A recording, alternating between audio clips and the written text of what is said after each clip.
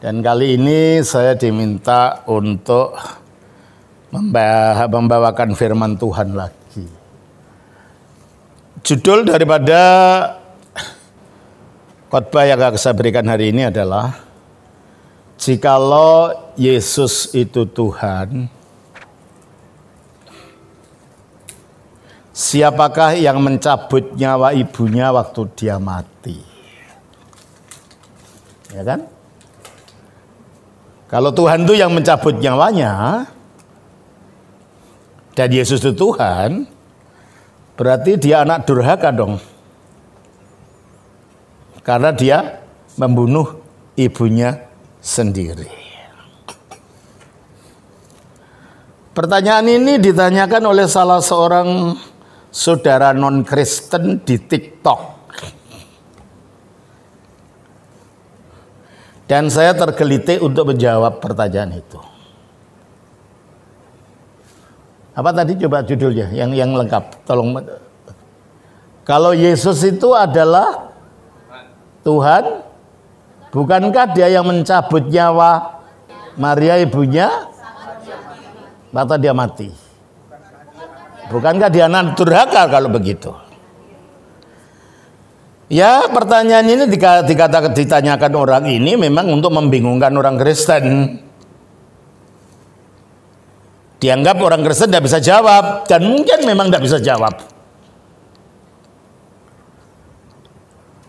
Kenapa? Karena mungkin premisnya salah. Jikalau Yesus itu Tuhan, dalam pengertian orang luar, Tuhan ya artinya Allah. Betul kan? Dan dalam pengertian orang luar, kalau orang mati, itu nyawanya dicabut oleh Tuhan. Atau ada malaikat yang diperintahkan untuk mencabut nyawanya orang mati. Nah, ini premisnya itu. Dan kadang-kadang orang Kristen mengikuti premis ini. Sehingga akhirnya bingung sendiri karena mereka tidak mengikuti apa kata Alkitab mengenai hal ini. Pertama, Yesus itu Tuhan. Dalam pemahaman umum, Tuhan artinya Allah, dan ternyata ada orang Kristen yang mengatakan begitu. Yesus itu Tuhan, artinya Yesus itu Allah. Nanti ditanya, lah kok Yesus berdoa pada Allah? Bingung lagi. Lah kok Yesus menyebut Allah itu Allahku? Lah, bingung lagi. Coba kita baca. Di dalam Yohanes pasal yang ke-20, ayatnya yang ke-17. Kata Yesus kepadanya, janganlah kau memegang aku, sebab aku belum pergi kepada Bapa. Tetapi pergilah kepada saudara-saudaraku, dan katakanlah kepada mereka, bahwa sekarang aku akan pergi kepada Bapakku dan Bapamu, kepada Allahku dan Allah. Gimana Yesus itu Allah kok mengatakan dia ada Allahku? Membingungkan enggak? Iya. Nah, kalau kita tidak tahu premisnya, ini sendiri sudah membingungkan. Saya akan selalu ulang-ulang ini karena apa? Karena kelihatannya orang Kristen itu tidak mau belajar-belajar gitu loh. Sudah diberitahu mengulang lagi, diberitahu mengulang lagi. Sehingga ditanya orang luar bingung sendiri gitu loh. Karena tidak memperhatikan apa yang dikatakan dalam kitab suci mengenai istilah-istilah ini. Coba kita baca dalam Wahyu pasal 3 ayatnya yang ke-12. Barang siapa menang, ia akan kujadikan soko guru di dalam bait suci Allahku. Allahku. Terus? Dan ia tidak akan keluar lagi dari situ, dan padanya akan kutuliskan nama Allah. Allahku. Terus? Nama kota Allah. Allahku. Terus? Yaitu Yerusalem baru yang turun dari surga dari Allahku, dan namaku yang baru. Coba, bagaimana Allah mengatakan tentang adanya Allah yang dimiliki oleh dia? Allahku, Allahku, Allahku.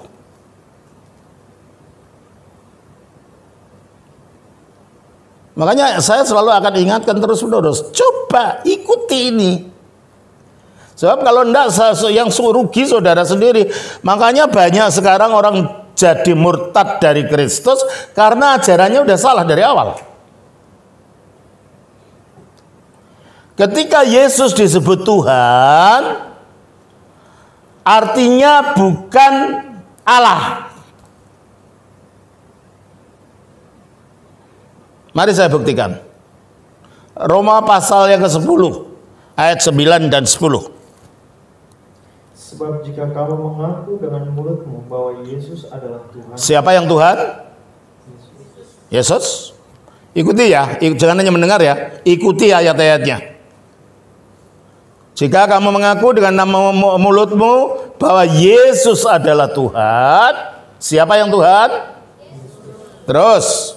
Dan percaya dalam hatimu bahwa Allah telah membangkitkan Dia. Nah, siapa yang membangkitkan Yesus yang Tuhan ini? Sama enggak Allah dan Tuhan kalau begitu? Menurut ayat ini, Allah dan Tuhan artinya sama tidak? Tidak jelas. Tuhan yang dibangkitkan, Allah yang membangkitkan, gimana dia sama? Tuhan itu Yesus, Allah itu Bapa. Gimana itu sama? Nah ini banyak orang Kristen keliru, Tuhan Yesus artinya Allah Yesus. Nggak ada kata-kata itu dalam Alkitab. Nah ini dulu, premisnya diluruskan dulu. Untuk bisa menjawab pertanyaan itu. Kita baca lagi. Di dalam 1 Korintus 8 ayat 6. Namun bagi kita hanya ada satu Allah saja, yaitu Bapa. Siapa satu Allah? Bapa. Terus?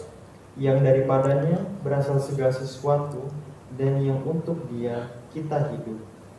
Dan satu Tuhan saja, yaitu Yesus Kristus. Siapa satu Tuhan? Siapa satu Allah? Coba pernah berpikir ini? Atau kalau berpikir pun bingung, ini apa sih maksudnya gitu kan?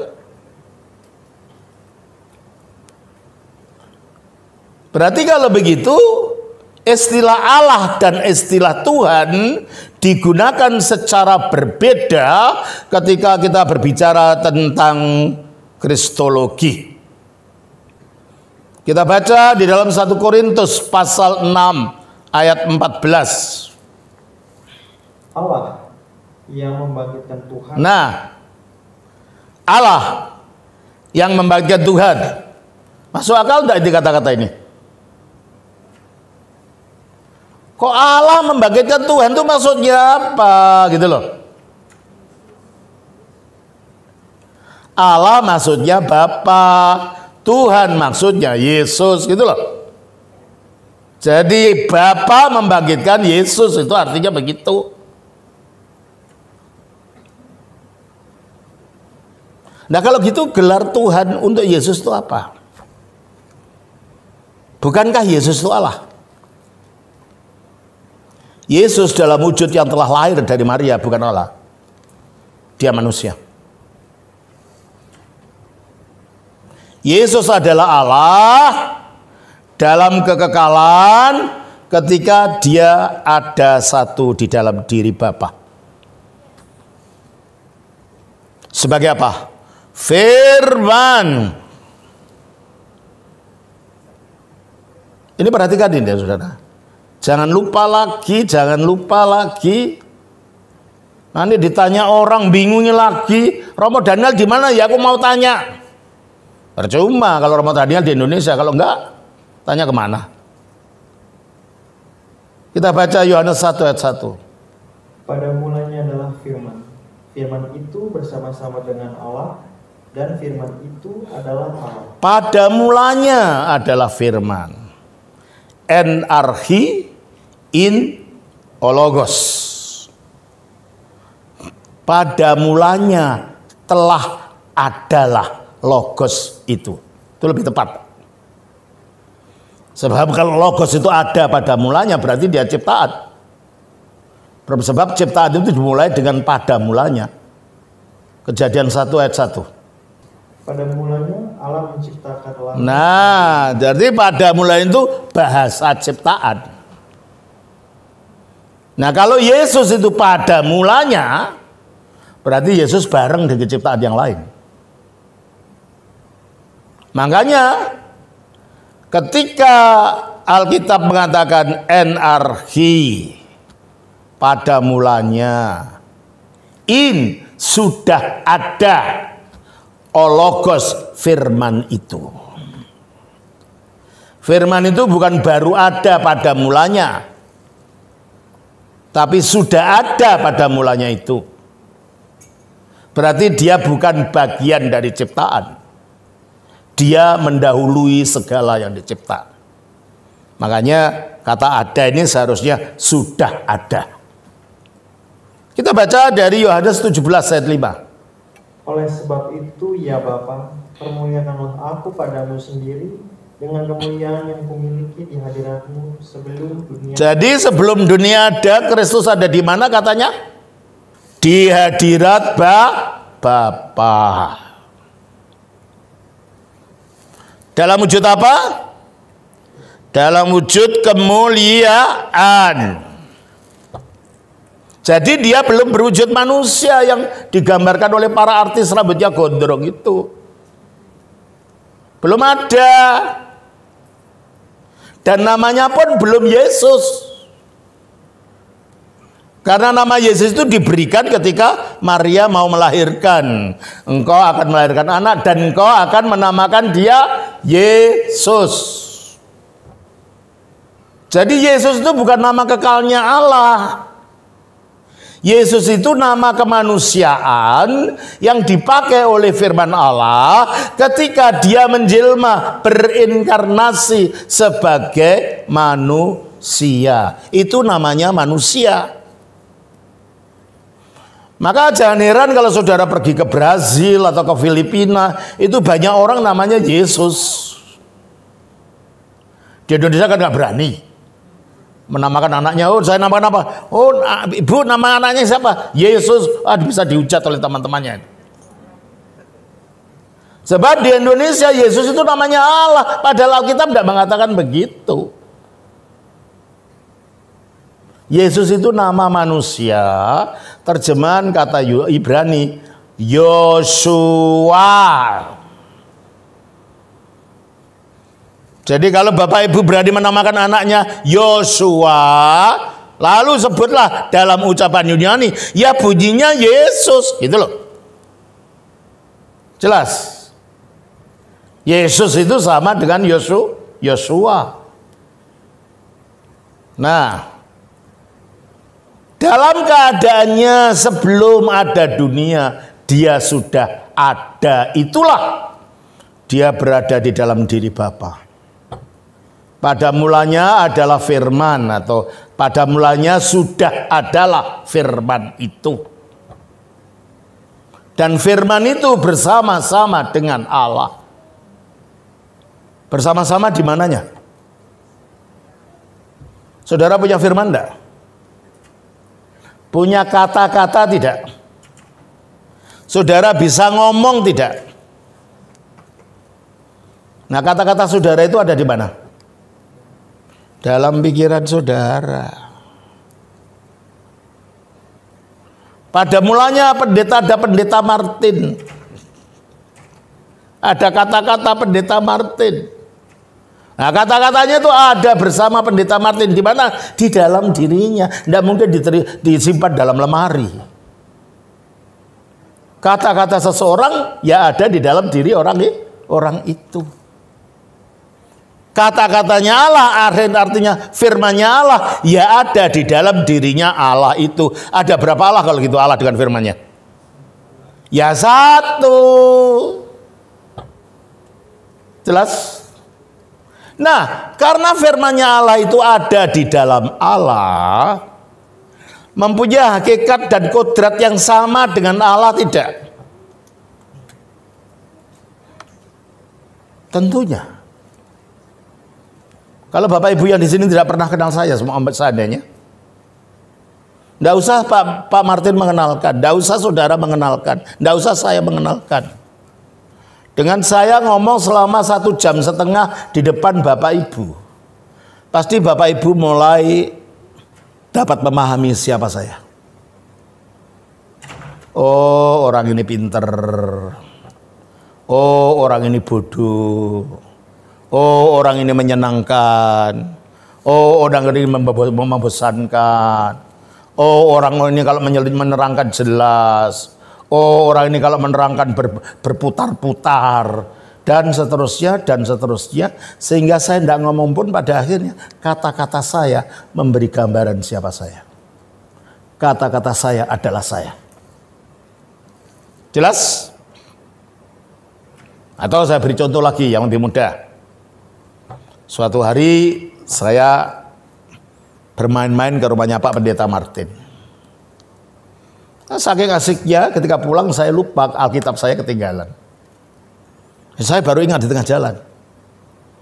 Saya telepon ke rumah Pak Martin. Bapak ada? Yang jawab ibu. Ada, sebentar ya. Ya. Pak, mungkin gitu panggilannya. Apa? Ada telepon. Siapa? Tidak mungkin ibu akan menjawab suara. Tidak mungkin. Ada telepon. Siapa? Suara. Tidak mungkin jawabannya itu. Jawabannya apa? Romo Daniel. Padahal yang didengar ibu suara saya. Yang hadir suara saya. Suara saya adalah saya. Firman itu adalah Allah. Karena firman itu ada satu di dalam Allah. Oleh karena itu dia lebih dulu ada dari apapun. Kolose 1 ayat 17. Ia ada terlebih dahulu dari segala sesuatu. Ia ada terlebih dahulu dari segala sesuatu. Tentu saja bukan dalam bentuk anaknya Maria itu, bukan. Sebelum dia berbentuk itu. Ketika dia masih berada di dalam Allah sebagai firman, itu yang lebih dahulu ada daripada segala sesuatu. Nah, dalam arti inilah Yesus itu Allah. Karena dia firman-Nya Allah yang ada satu di dalam Allah, yang mempunyai kodrat yang identik dengan Allah yang di dalamnya itu tinggal. Jelas? Jadi kalau saya tanya, apakah Yesus itu Allah? Bagaimana jawaban Bapak Ibu? Tunggu dulu, dilihat dari mananya. Terus gitu dong. Jangan ya gitu aja, nanti Bapak Ibu bisa diputar-putar sama yang ngajak bicara itu nanti. Tunggu dulu, dilihat dari mananya. Dilihat sebelum kelahirannya ketika satu di dalam Allah sebagai firman, ya dia Allah. Kalau dilihat dari yang sudah lahir dari Maria, dia Allah dan manusia sekaligus. Jelas ini ya? Nah, sekarang tahu, jadi kalau begitu, kalau menyebut Yesus itu Allah itu artinya apa? Artinya firman. Nah, kalau menyebut Yesus itu Tuhan, artinya apa? Nah, ini sebelum Mesias itu lahir ke dunia, dia telah dinubuatkan. Di dalam kitab Daniel pasal 7 ayat 13-14. Aku terus melihat dalam penglihatan malam itu, tampak datang dengan awan-awan dari langit, seorang seperti anak manusia. Nah, itulah sebabnya Yesus sering menyebut dirinya sebagai anak manusia. Ada dua makna dengan istilah ini. Pertama, untuk menyatakan bahwa dialah yang dilihat Nabi Daniel itu, Mesias itu. Yang kedua, makna untuk menyembunyikan bagi orang yang tidak ngerti, oh dia hanya ngaku manusia biasa. Jadi dia paling banyak menggunakan kata anak manusia. untuk menyatakan bagi orang beriman, untuk menyembunyikan bagi orang-orang yang tidak beriman. Bagi orang beriman dia menyatakan, akulah yang dilihat Nabi Daniel itu loh, dalam Daniel 7 ayat 13-14. Tolong bacakan lagi. Aku terus melihat dalam penglihatan malam itu, tampak datang dengan awan-awan dari langit, seorang seperti anak. Ya tentunya ini bukan manusia biasa. Mana ada manusia datang dengan awan-awan dari langit? Jelas ini bukan manusia biasa. Karena tidak ada manusia datang dari awan-awan dari langit. Ini pasti sosok ilahi. Dan dalam perjanjian lama, sosok ilahi kalau nampak selalu ada awannya, ada asapnya, ada apinya. Itu gambaran sosok ilahi. Terus kan? Datanglah ia kepada yang lanjut usianya. Yang lanjut usia itu gambaran dari keilahian Kristus. Karena Allah Bapa tak bisa dilihat oleh siapapun. Berarti tidak mungkin Daniel bisa ini melihat ini Allah Bapa. Ini bukan Allah Bapa ini. Ini keilahian Kristus yang kekal. Coba kita baca di dalam Yohanes 1 ayat 18. Tidak seorang pun yang pernah melihat Allah, tetapi anak tunggal. Tidak seorang pun yang pernah melihat Allah. Kalau tidak seorang pun, termasuk Daniel, nggak bisa melihat. Digambarkan bagaimanapun, nggak bisa dilihat. Berarti kalau begitu, yang nampak sebagai orang tua ini, itu bukan Allah Bapa, sebab Allah tidak bisa dilihat. 1 Yohanes pasal 4 ayat 12. Tidak seorang pun yang pernah melihat Allah. Tidak seorang pun yang pernah melihat Allah. Yohanes 5 ayat 37. Ada yang lain yang bersaksi tentang aku. Yohanes 5 ayat 37. Bapa yang mengutus aku, dialah yang bersaksi tentang aku. Kamu tidak pernah mendengar suaranya. Kamu tidak pernah mendengar suaranya. Rupanya pun tidak pernah kamu lihat. Rupanya pun tidak pernah kamu lihat. Berarti kalau gitu yang lanjut usia yang dilihat oleh Nabi Daniel dalam Daniel 7 itu bukan Allah Bapa. Sebab kalau dia Allah Bapa akan bertentangan dengan ayat-ayat yang lain ini. Di mana di ayat-ayat yang lainnya mengatakan tak seorang pun melihat Allah, kamu tidak pernah melihat rupanya Bapa. Oleh karena itu yang lanjut usia ini adalah penampakan Kristus dalam keilahiannya yang kekal, maka digambarkan seperti lanjut usia, tua sekali karena kekal. Terus kan? Daniel 7:13. Datanglah ia kepada yang lanjut usianya itu, dan ia dibawa ke hadapannya. Lalu diberikan kepadanya kekuasaan dan kemuliaan dan kekuasaan sebagai raja. Maka orang-orang dari segala bangsa, suku bangsa, dan bahasa mengabdi kepadanya. Kekuasaannya ialah kekuasaan yang kekal, yang tidak akan lenyap, dan kerajaannya ialah kerajaan yang tidak akan musnah. Yang seperti anak manusia ini ternyata diberi kuasa. Kuasa yang kekal. Kerajaan yang tidak akan ada habisnya. Dan itu nubuat diterapkan pada Yesus oleh malaikat Gabriel ketika memberitahu Maria. Di dalam Lukas pasal yang yang ke-1 ayatnya 32. Ia akan menjadi besar. Ia akan menjadi besar Dan akan disebut anak Allah. Akan disebut anak Allah. Anak Allah itu loh gelar dari Mesias. Ya. Akan disebut anak Allah yang maha tinggi.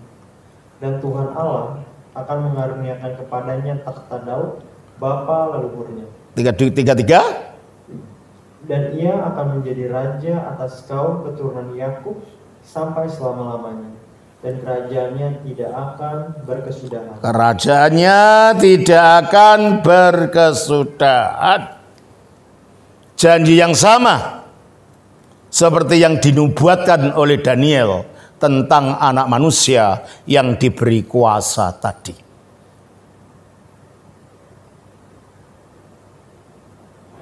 Berarti kalau begitu, Yesus inilah yang diberi kuasa untuk menjadi Mesias. Sejak kapan? Sejak kebangkitannya dari antara orang mati.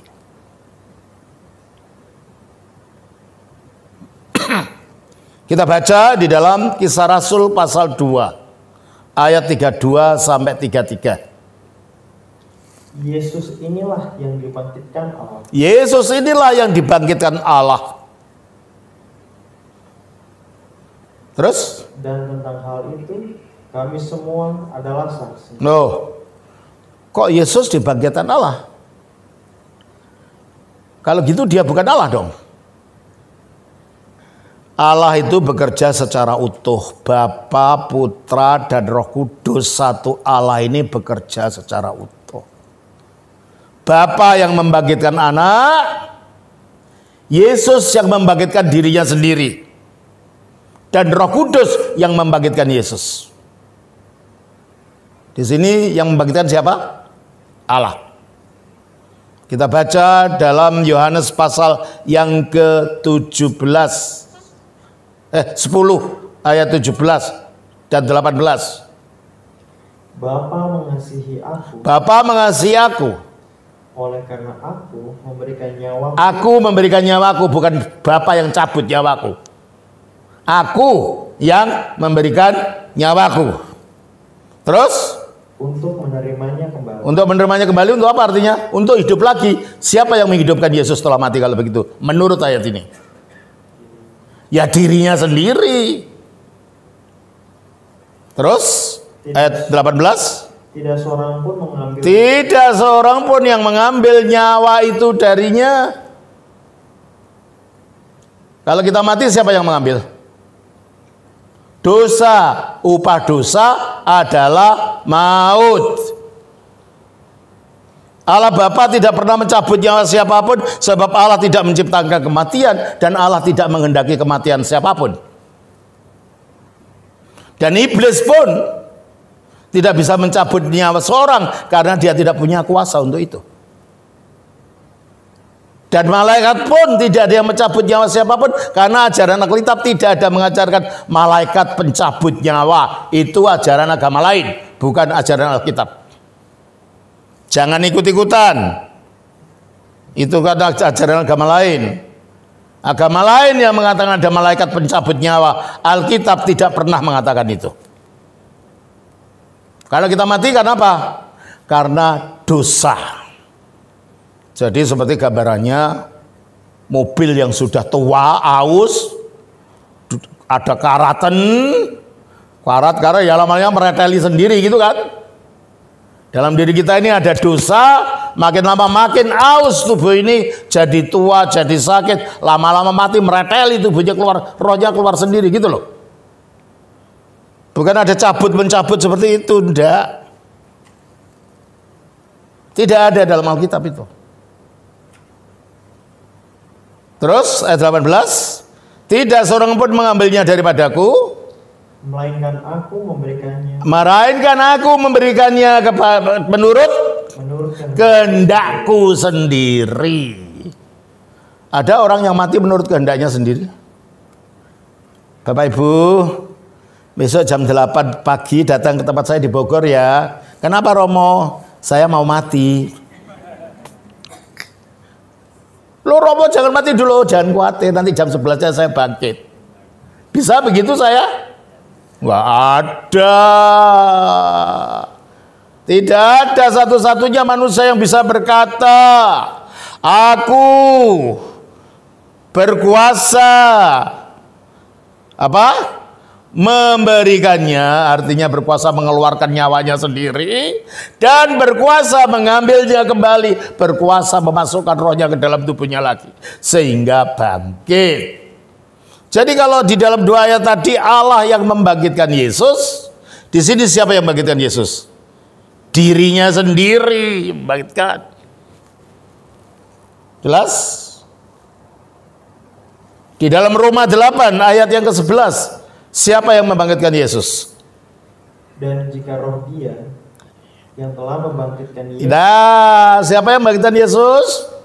Roh Dia. Berarti kalau gitu yang membangkitkan siapa? Membangkitkan Yesus itu Bapa, Putra, Roh Kudus secara serentak membangkitkan Yesus. Kadang-kadang disebut Bapaknya saja, kadang-kadang disebut Rohnya saja, kadang-kadang disebut Yesusnya saja, tapi itu Tritunggal itu satu, bekerja secara serentak. Makanya hati-hati kalau orang itu mau memurtadkan saudara dan mencabut ayat lalu ditafsirkan pisah dari yang lain. Tunggu dulu konteksnya apa? Tunggu dulu di bagian lain apa, mengatakan apa. Sebab kalau Alkitab dicomot satu-satu bisa dibangun jadi kayak Lego rumah-rumahan itu sama maunya dia. Mau jadi rumah-rumahan, jadi motor-motoran, jadi apa? Makanya kita harus melihat Alkitab itu secara utuh. Ya. Jadi kalau begitu Yesus bangkit dari kematian, dibangkitkan oleh Allah menurut Kisah Rasul 32 tadi, tapi dibangkitkan oleh dirinya sendiri yang juga dibangkitkan oleh Roh Kudus. Berarti Bapa membangkitkan Yesus melalui firman-Nya yang adalah Yesus itu sendiri oleh kuasa Roh-Nya yang adalah Roh Kudus itu. Kembali kepada Kisah Rasul pasal 2 ayat 32. Yesus inilah yang dibangkitkan Allah, dan tentang hal itu kami semua adalah saksi. Yesus inilah yang dibangkitkan Allah. Jangan berhenti di situ dalam pikiran kita, dan firman-Nya dan Roh-Nya gitu. Jadi ketika Alkitab mengatakan Yesus itu dibangkitkan Allah dan firman-Nya dan Roh-Nya gitu. Pikiran kita harus gitu. Ya. Terus dan tentang hal itu kami semua adalah saksi.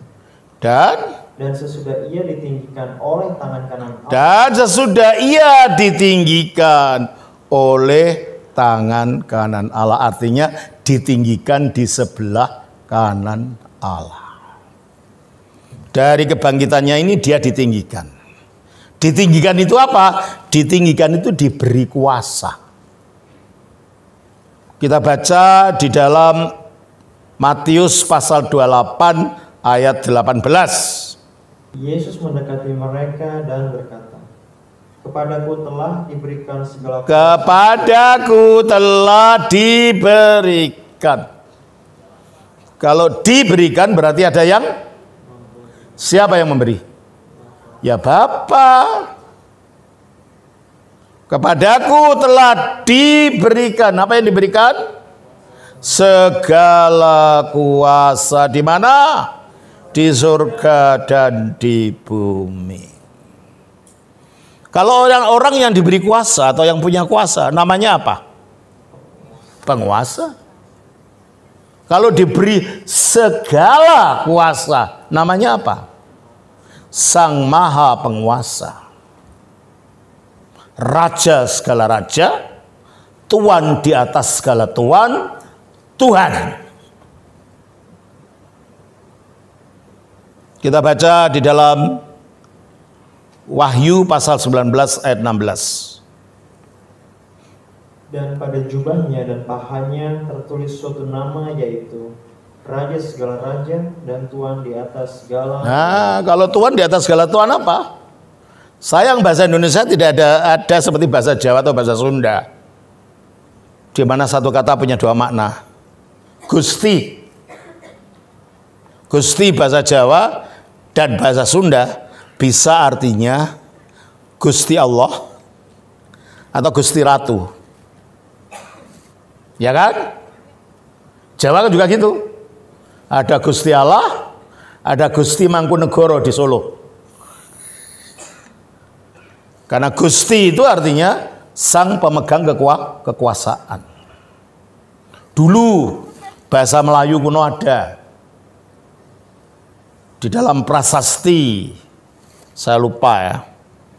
Ketika anak Raja Hayam Wuruk kalau saya tidak salah, dengan putri Melayu, Dara Petak, punya anak namanya Aditya Warman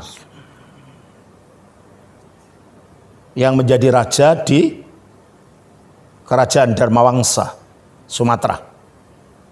Dan dia punya gelar yang lain, Tuhanku Haji Mantrolot.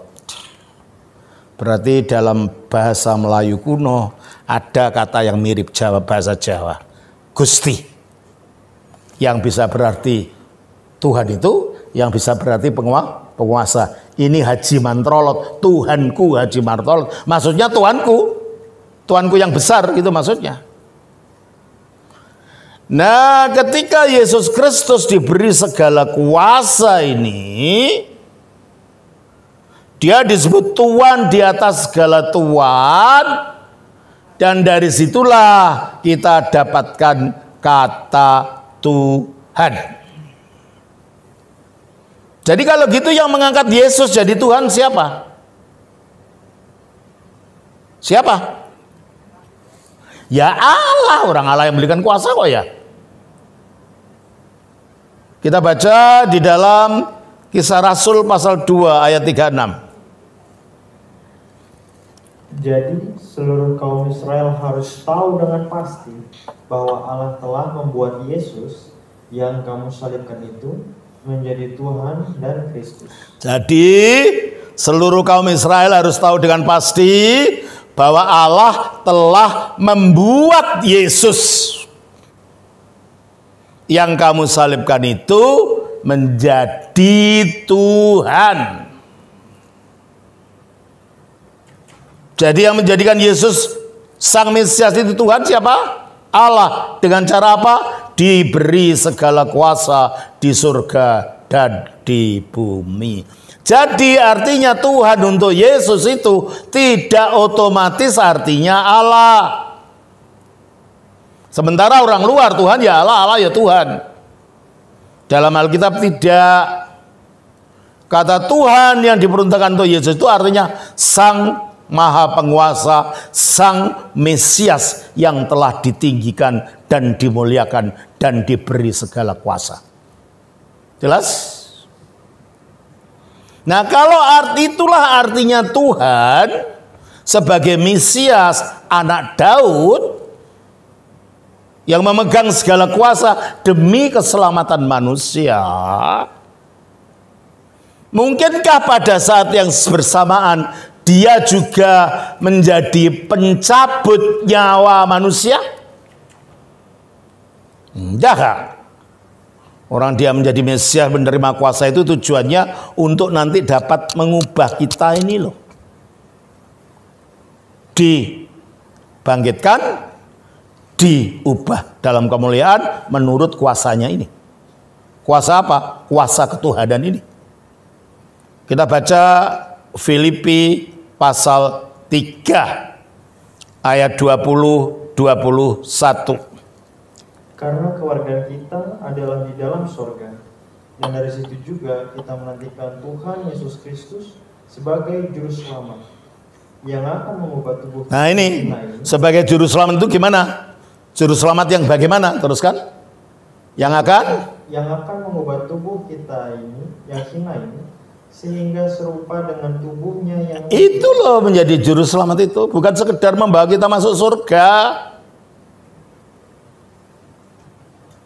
Orang Kristen tidak tertarik untuk masuk surga, tetapi tertarik untuk diselamatkan, menjadi mulia seperti Yesus ikut ambil bagian di dalam kemuliaan Allah. Itu loh keselamatan artinya. Makanya dia akan mengubah tubuh kita yang hina ini. Mengapa hina? Bisa lahir, bisa besar, bisa sakit, bisa mati, bisa busuk, dan macam-macam. Inilah tubuh hina ini. Tubuh yang hina ini akan diubah oleh Yesus waktu dia datang. Diubah bagaimana? Sehingga serupa dengan tubuhnya yang mulia. Tubuhnya yang sekarang bersinar kalau dilihat itu. Waktu Paulus dinampain oleh Yesus, wujudnya apa? Sinar. Kisah Rasul 9 ayat 3 sampai 5. Dalam perjalanannya ke Damsyik, ketika ia sudah dekat kota itu, tiba-tiba cahaya memancar dari langit, mengelilingi dia, terus ia rebah ke tanah, terus dan kedengaranlah olehnya suatu suara yang berkata kepadanya, Saulus, Saulus, mengapa engkau menganiaya aku? Terus jawab Saulus, siapakah engkau Tuhan? Katanya, akulah Yesus yang kau aniaya. Itu. Jadi sesudah kebangkitannya Yesus berubah tubuhnya menjadi tubuh yang bersinar. Dan kalau kita diubah nanti pada waktu Yesus datang, kita pun mempunyai tubuh seperti itu. Matius 13 ayat 43. Pada waktu itulah orang-orang benar akan bercahaya seperti matahari. Itu loh, makanya kita tidak perlu bidadari di surga, sebab kita menjadi semacam bidadari itu sendiri. Tubuh kita akan bersinar dan kita akan hidup seperti malaikat. Matius 22 ayat 30.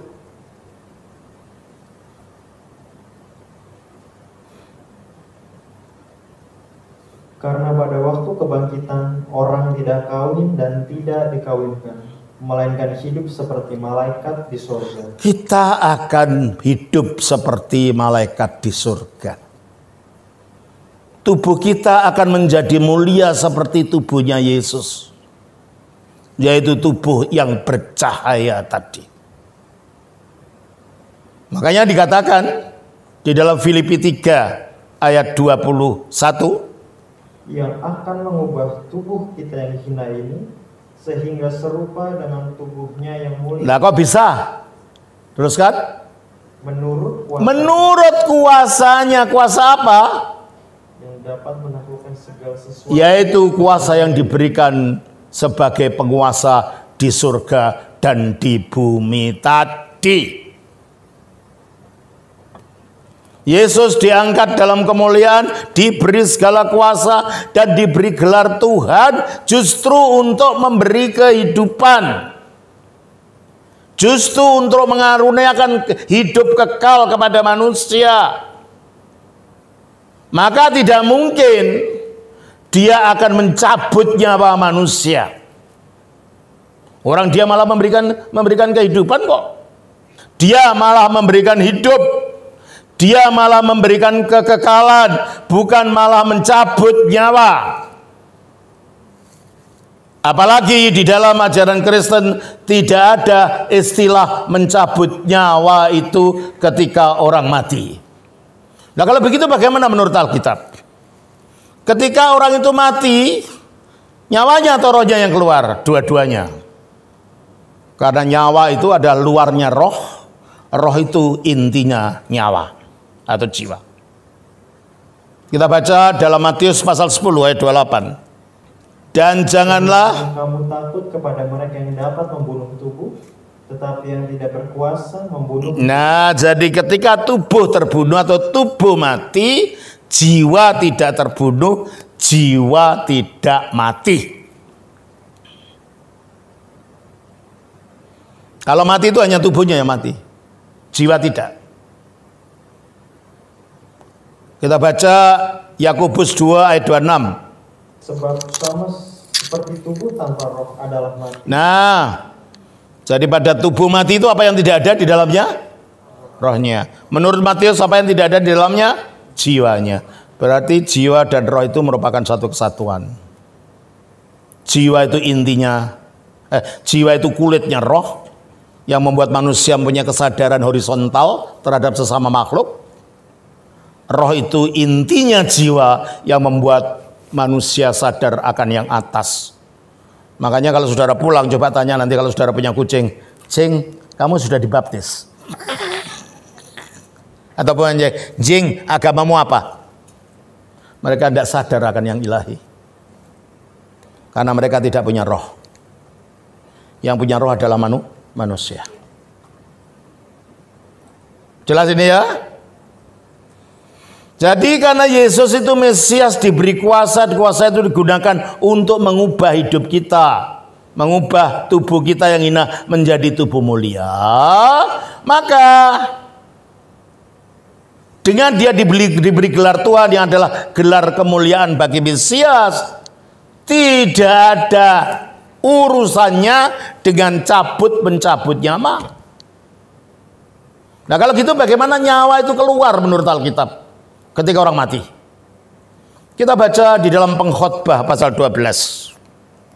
Mulai baca ayat 1. Ingatlah akan penciptamu pada masa mudamu. Ingatlah pada penciptamu pada masa mudamu. Terus? Sebelum tiba hari-hari yang malam. Sebelum tiba hari-hari yang malam. Dan mendekat tahun-tahun yang kau katakan, tak ada kesenangan bagiku di dalamnya. Kapan itu? Ketika makan ndak enak, tidur ndak enak, kakinya cenut-cenut semua, punggungnya sakit semua. Kapan itu? Masa tua.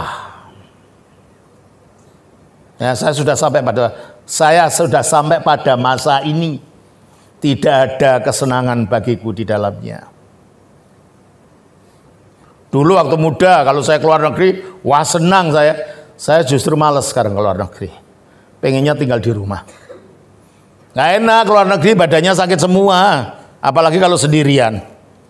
Bawa barang sana sini, tidak ada yang bantu. Maka diingatkan, ingatlah akan penciptamu pada waktu mudamu. Sebelum tiba hari-hari yang malang. Dan mendekat tahun-tahun yang kau katakan, tak ada kesenangan hatiku di dalamnya. Itulah orang tua. Terus? Sebelum matahari dan terang, bulan dan bintang-bintang menjadi gelap. Iya, kalau sudah tua tidak ada yang menyenangkan. Kalau masih muda, matahari, terang, bulan, bintang-bintang itu menyenangkan semua. Pada waktu masa tua sudah menjadi gelap. Dan awan-awan datang kembali sesudah hujan. Sesudah hujan, awan datang lagi. Ya toh? Sebentar batunya hilang. Nanti encoknya kumat gitu. Nah, itulah keadaan orang tua. Terus pada waktu penjaga-penjaga rumah gemetar. Pada waktu penjaga rumah ini loh, penjaga rumah tangan ini loh. Penjaga keseimbangan tubuh. Udah mulai guru gemetar, kata orang Jawa, tangannya sudah buyutan. Buyut itu apa? Kakek atau nenek yang sudah tua, tangannya udah gini, kayak tremor gitu. Itu namanya buyutan kalau orang Jawa bilang. Sebelum waktu penjaga rumah gemetar. Terus? Dan orang-orang kuat membungkuk. Apa orang kuat? Tulang punggung. Kuat kan berdiri, sekarang udah mulai membungkuk, tangannya gemetar, punggungnya membungkuk. Terus dan perempuan-perempuan penggiling berhenti karena berkurang. Ya penggiling maksudnya gigi ini loh, giling makanan. Kenapa? Banyak yang rontok giginya, udah tidak bisa menggiling lagi. Terus berhenti dan penggiling berhenti karena berkurang jumlahnya pada rontok gitu loh. Terus dan yang melihat dari jendela semuanya menjadi itulah mata ini jendelanya ini melihat sudah mulai rabun. Terus dan pintu-pintu di tepi jalan tertutup. Iya, karena itu kan orang sakit kan. Kalau gitu kan orang sakit tidak boleh jalan-jalan, ya pintunya ditutup semua. Ini ada orang sakit. Opa sudah sakit, oma sudah sakit, jangan rame-rame di situ. Terus? Dan bunyi penggilingan menjadi lemah. Iya, bunyi penggilingan dulu udah bisa kayak dulu waktu muda makan jagung keras itu, prak prak prak. Sekarang udah bisa. Bunyinya jadi lemah. Terus? Dan suara menjadi seperti. Iya, jadi tuli kan. Saya ini udah mulai ke telinga saya yang kiri ini sudah sulit untuk dengar. Kalau dengar suara itu kayak kicau burung. Yang keras mau ngomong apa ini? Udah mulai. kayak kicau burung terus. Dan semua penyanyi perempuan tunggal. Udah penyanyi udah tertarik pada nyanyian juga. Terus apa? Juga orang menjadi takut tinggi. Takut tinggi lah, udah tua kok mau apa? Panjat-panjat gedung bisa jatuh. Terus? Dan ketakutan ada di jalan. Dia takut di jalan ditabrak becak gimana? Minta dituntun sama cucunya. Saya aja dituntun sama Open itu kemana-mana. Terus? Pohon badam berbunga. Pohon badam itu hitam, bunganya putih. Nah kalau pohon badam berbunga, artinya tubuhnya sudah ubanan semua gitu loh. Keluar uban semua itu. Terus? Belalang menyeret diri. Belalang itu pupunya ini, pahanya ini, menyeret jalannya. Tahu kan, saya sudah mulai menyeret kan jalan saya. Terus? Dengan susah payah dan nafsu makan tak dapat dibangkitkan lagi. Sudah sulit saya. Makan apa? Kalau pagi itu saya bilang sama Open, Romo mau makan apa? Enggak tahu ya. Ini sudah. Makan apa lagi? Akhirnya udahlah. Itu rebus saja itu daun singkong di luar itu. Karena udah bosan mau makan apa. Ini di sini dikatakan. Mau makan apa? Gitu. Terus? Karena manusia pergi ke rumahnya yang kekal. Nah, ini tanda-tanda mau mati. Nah, kalau itu sudah mulai datang semuanya itu, hati-hati itu tanda-tanda saudara mau mati. Makanya saya sendiri, saya sudah siap-siap bikin makam di dekat rumah saya. Betul. Saya beritahu orang-orang belikan makam ini, berikan kotak yang ini, peti yang ini, model ini. Nanti kalau mati tinggal masukkan supaya tidak membingungkan orang. Karena saya tidak punya anak, tidak punya istri. Supaya tidak merepotkan orang. Mati tinggal didoakan, dimasukkan ke dalam peti itu. Saya akan bangun makam saya di dekat rumah saya. Nah, karena tanda-tanda itu sudah mulai muncul semua dalam diri saya gitu loh. Terus? Karena manusia pergi ke rumahnya yang kekal dan peratap-peratap berkeliaran di jalan. Nah, kalau dulu orang Israel kalau orang mati, dia akan menyewa orang untuk meratap. Di dalam budaya Tionghoa kuno juga begitu. Di dalam budaya Batak juga begitu dulu. Kalau ada keluarganya yang mati, orang disewa tetangganya atau suruh nangisi yang mati ini, meratapi. Orang Israel juga begitu. Peratap-peratap berkeliaran di jalan. Wow, Paku udah mati. Oh ini. Nangis di jalan-jalan dulu begitu. Terus? Sebelum rantai perak diputuskan. Nah, sebelum rantai perak. Inilah kehidupan yang menghubungkan dengan tubuh, itulah jiwa. Sebelum rantai perak diputuskan. Terus? Dan emas dipecahkan. Pelita emas. Dan pelita emas dipecahkan. Itulah gambaran roh. Terus? Sebelum tempayan dihancurkan. Itulah gambaran tubuh itu sendiri. Dekat mata air. Dan roda timba dirusak. Nah, kalau rantai perak sudah putus, hubungan antara sumber kehidupan dan tubuh ini putus, dal. Tidak ada malaikat yang nyabut, ya putus sendiri. Karena itu akibat dosa. Karena ini sudah aus di dalam ini. Dan pelita emas dipecahkan, ya pecah sudah. Keluar dari tubuh ini, roh ini. Sebelum tempayan dihancurkan, akhirnya busuk dikubur tempayannya ini. Dekat mata air dan roda timba. Nah, darah mata air itu kan sumbernya kehidupan. Roda timba kan untuk mencari air, tapi itu sudah rusak timbanya itu.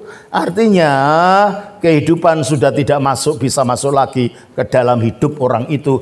Kalau rantainya ini sudah rusak, kalau pelita emasnya sudah dipecahkan, kalau tempayannya sudah dihancurkan. Itulah caranya mati menurut Alkitab. Bukan ada malaikat yang mencabut, tidak ada itu.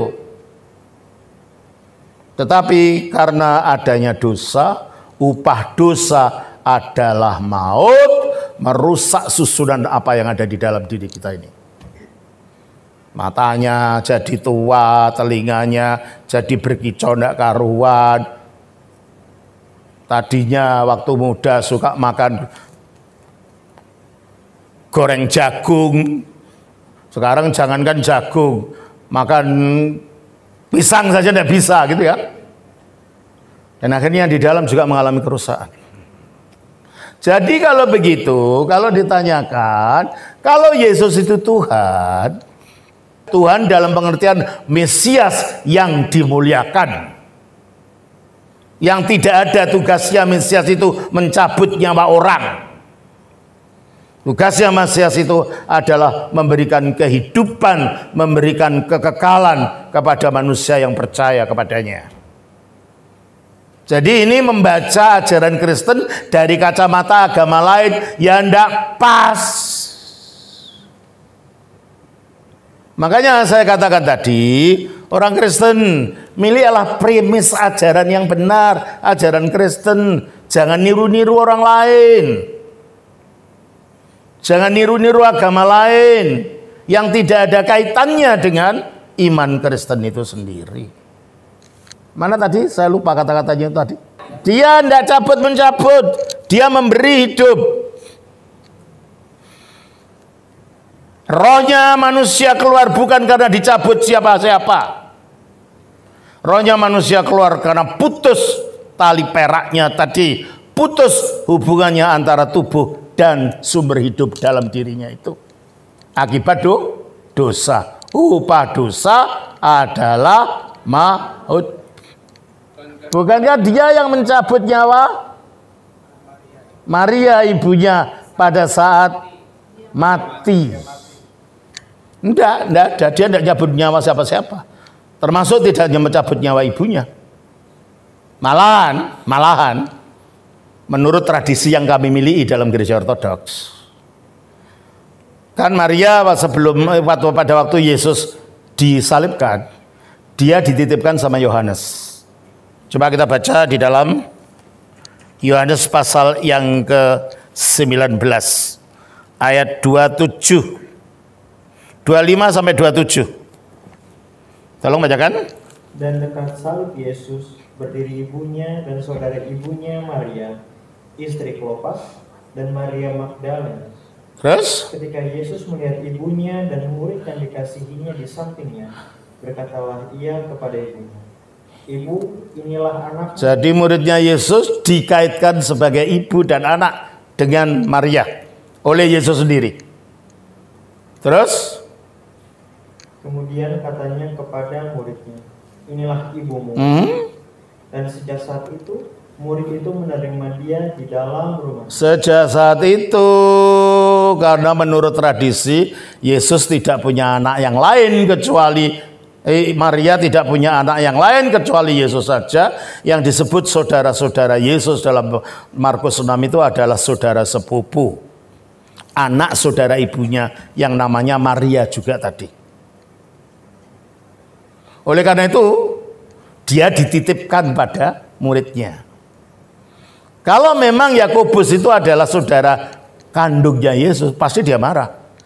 Ngapain mama kamu titipkan orang yang bukan keluarga, orang aku masih hidup? Tidak ada yang protes.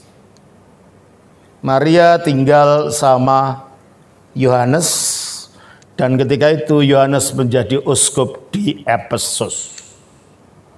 Saya sudah berkunjung ke kuburannya Rasul Yohanes di Turki, di Efesus, dan saya sudah berkunjung ke rumah yang pernah ditinggali oleh Yohanes dan Maria. Menurut catatan tradisi, ketika Maria akan meninggal, malaikat Gabriel datang kepada dia, diberitahu bahwa dia akan meninggal. Dan dia mengatakan, saya mau meninggal, tapi kalau saya meninggal di tanah air saya sendiri. Akhirnya dia minta kepada Yohanes untuk mengantarkan dia pulang ke Yerusalem.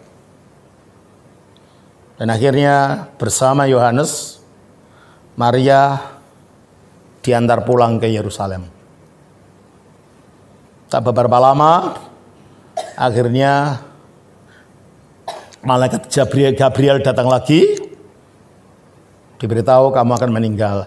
Saya mau meninggal kalau murid-murid anak saya didatangkan ke sini. Padahal murid-murid itu sudah pada tersebar kemana-mana mengabarkan Injil. Dan yang paling jauh Thomas, karena dia pergi ke India. Sehingga akhirnya oleh mujizat seperti Filipus diraibkan oleh awan. Murid-murid itu juga menurut ceritanya juga diraibkan datang ke tempat Bunda Maria meninggal. Hanya satu yang terlambat datang karena terlalu jauh, Thomas. Akhirnya ketika kematian Bunda Maria ini, Yesus menampakkan diri dan menggendong rohnya Maria seperti anak bayi. Dan jadi secara fisik Yesus adalah anaknya Maria, tapi secara rohani Maria adalah anaknya Yesus. Akhirnya dikuburkan Maria ini. Waktu itu ada orang Yahudi yang marah sama Maria, karena kamu melahirkan anak yang menjadi penyesat, kamu menjadi penyebab adanya penyesatan ini. Nah, menurut cerita malaikat juga mengiring kematian itu. Ketika orang ini karena begitu marahnya mau mendorong itu peti matinya Bunda Maria, malaikat menghukum orang ini tangannya dipotong. Dia berteriak-teriak, akhirnya Petrus datang menyembuhkan orang ini. Dan dia disembuhkan, akhirnya dia bertobat dan ikut iring-iringan penguburan itu. Akhirnya Maria dikubur dan kuburannya masih ada sekarang. Di depan Taman Getsemani. Ada. Jadi kalau saudara ke Yerusalem, ada Taman Getsemani, di sebelahnya itu kuburannya Maria. Nah, setelah penguburan, karena kalau orang Yahudi itu menguburkan orang kan langsung hari itu juga kan dikuburkan. Thomas baru datang. Bunda kemana? Sudah dikuburan, kenapa tidak tunggu saya? Ya, kami tidak bisa nunggu terlalu lama dong. Dia harus segera dikuburkan. Aku antar ke sana, aku mau lihat di mana Bunda dikuburkan. Pergilah Thomas dengan murid-murid yang lain ke kuburan Bunda Maria. Ternyata kuburannya kosong. Sampai sekarang kuburan itu kosong. Kalau saudara pergi ke Yerusalem nanti, cari Taman Getsemani dan cari sebelah agak ke bawah. Itu kuburannya Bunda Maria. Dan kuburan itu kosong. Karena menurut ceritanya, Bunda Maria telah dibangkitkan lebih dulu oleh Tuhan Yesus. Mendahului murid-muridnya yang lain. Dan dia mengatakan, sebagaimana ibuku aku bangkitkan, karena tubuhku ini diambil dari dia. Lebih dulu. Untuk membuktikan siapa yang percaya akan mengalami kebangkitan seperti ibuku ini. Demikianlah kalian juga nanti akan dibangkitkan kalau engkau tetap berpegang kepada aku. Akhirnya Bunda Maria dan Tuhan Yesus menghilang. Right. Dan murid-murid melanjutkan tugasnya mengajarkan Injil ke seluruh dunia. Jadi kalau berdasarkan materi Kristen sendiri, tidak ada Tuhan Yesus membunuh Bunda Maria. Tidak ada Tuhan Yesus mencabut nyawanya Bunda Maria. Dan tidak ada Tuhan Yesus pernah mencabut nyawa siapapun. Karena dia bukan pencabut nyawa, tetapi pemberi kehidupan kekal kepada orang yang percaya kepadanya. Tuhan Yesus adalah sumber kehidupan kita, dan karena dia sumber kehidupan kekal kita nanti, kita akan dimuliakan bersama-sama dia ketika dia datang dalam kemuliaan. Kolose 3 ayat 4. Kolose 3 atau ayat 4. Apabila Kristus yang adalah hidup kita. Apa artinya Kristus adalah hidup kita? Kristus penyebab kita mendapatkan hidup kekal itu loh nantinya. Kristus adalah hidup kita. Terus menyatakan diri kerabat. kapan? Pada akhir zaman. Kamu pun akan menyatakan diri bersama dengan dia. Setelah dibangkitkan dan diangkat dan dimuliakan, kamu akan menyatakan diri bersama dengan dia dalam kemuliaan. Tuhan Yesus bukan pemberi kematian, Tuhan Yesus pemberi kemuliaan. Tuhan Yesus bukan pencabut nyawa, Tuhan Yesus memberikan hidup yang baru kepada orang yang percaya kepadanya. Maka pertanyaan ini tidak valid. Pertanyaan ini berdasarkan dari pertanyaan yang bodoh, yang tidak mengetahui ajaran Kristen, menggunakan ajaran-ajaran dari agama lain untuk menilai agama Kristen. Yang tidak akan ketemu kitab suci lain kok digunakan untuk menilai kitab suci agama lain. Kalau kita ingin tahu agama lain, dengarkan apa yang dipercaya orang yang percaya agama itu. Jangan kacamata agama kita untuk melihat agama orang lain, tidak akan ketemu. Contohnya, kalau kita orang Kristen kan percaya ada dunia sekarang dan dunia baru nanti, gitu aja kan. Di agama Buddha itu ada 34 dunia loh. Alam ini, alam ini, alam ini, alam ini. Lah kalau kita memikir agama Buddha dengan kacamata kita, ya kita bingung sendiri. Dan orang Buddhanya tidak ngerti kita ngomong apa. Agama lain tidak bisa dilihat dari kacamata agama yang lain. Ada satu lagi yang mengatakan, yang pernah saya khotbahkan di sini. Kalau Tuhan Yesus itu nabi, dia mengatakan dia turun dari surga. Ya kan, ingat saya katakan gitu? Mana ada nabi pernah turun dari surga? Saya katakan gitu kan? Tidak ada nabi atau rasul yang turun dari surga. Tapi Yesus mengatakan turun dari surga. Ada yang menjawab di bawah itu. Di bawah VT saya itu ada yang menjawab. Ada Nabi Adam. Nabi Adam kan dari surga turun ke bumi. Kamu membaca kitab suci Injil dari kacamata kitab suci agama lain. Dalam Injil Taman Eden itu bukan surga. Taman Eden ini di dunia ini.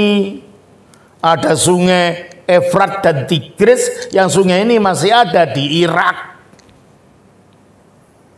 Jadi Adam tidak pernah di surga.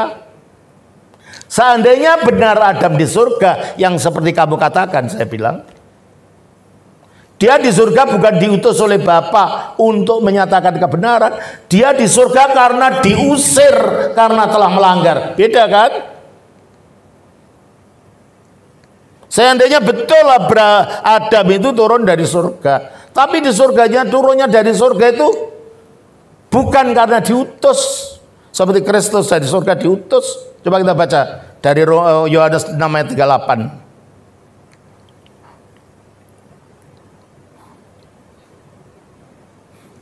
Sebab aku telah turun dari surga. Aku, kata Yesus, telah turun dari surga. Terus? Bukan untuk melakukan kehendakku, tetapi untuk melakukan kehendak Dia yang telah mengutus. Jadi dia turun dari surga itu diutus gitu loh, bukan diusir. Kalau Adam betul turun dari surga, kata orang ini menurut agamanya, dia dari surga karena diusir, karena melanggar.